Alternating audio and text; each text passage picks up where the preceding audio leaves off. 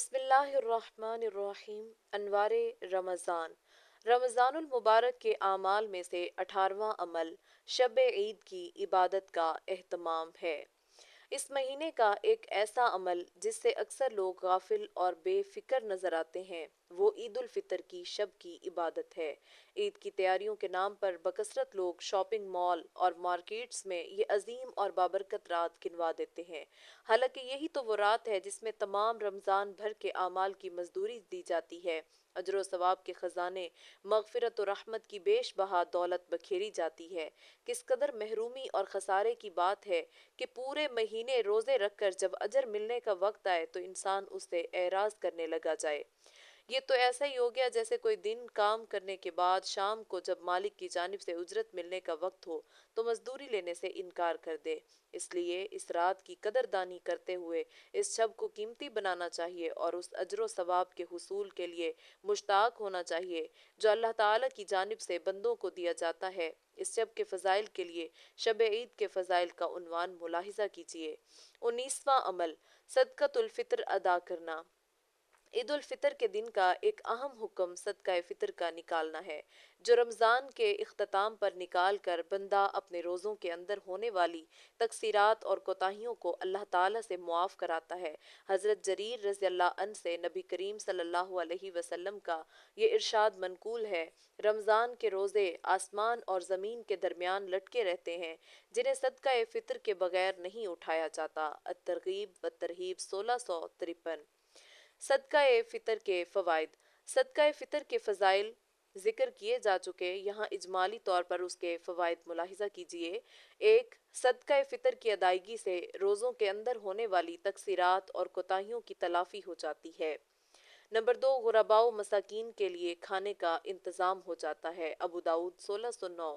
تین، صدقہ فطر کی برکت سے روزے قبول ہوتے ہیں۔ الترغیب والترہیب 1653۔ چار، مال میں پاکیزگی اور برکت حاصل ہوتی ہے۔ ابو داؤد 1619۔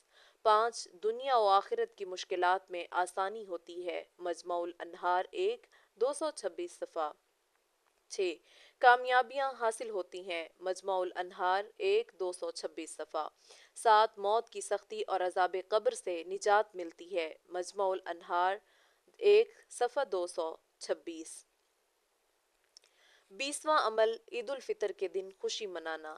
رمضان المبارک میں بندوں نے جو مشقتیں جھیلی ہوتی ہیں، اللہ تعالیٰ عید الفطر کی شب اور اس کے دن میں بندوں کو اس کا صلہ عطا فرماتے ہیں۔ اسی لیے عید الفطر کی شب کو لیلۃ الجائزہ یعنی انعام ملنے والی رات اور اس کے دن کو یوم الجوائز یعنی انعام ملنے والا دن کہا جاتا ہے۔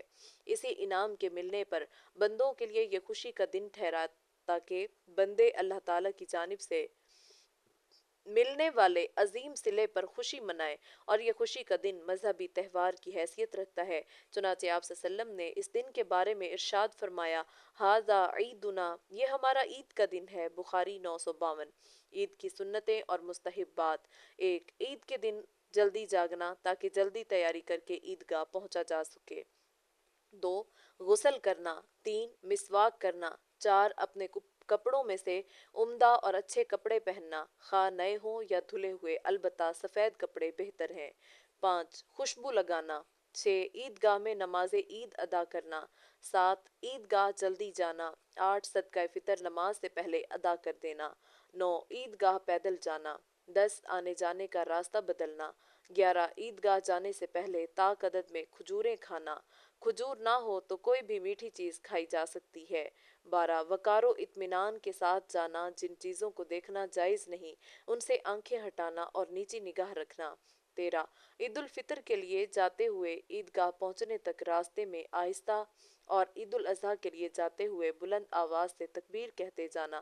تکبیر کے الفاظ یہ ہیں، اللہ اکبر، اللہ اکبر، لا الہ الا اللہ، واللہ اکبر، اللہ اکبر، وللہ الحمد۔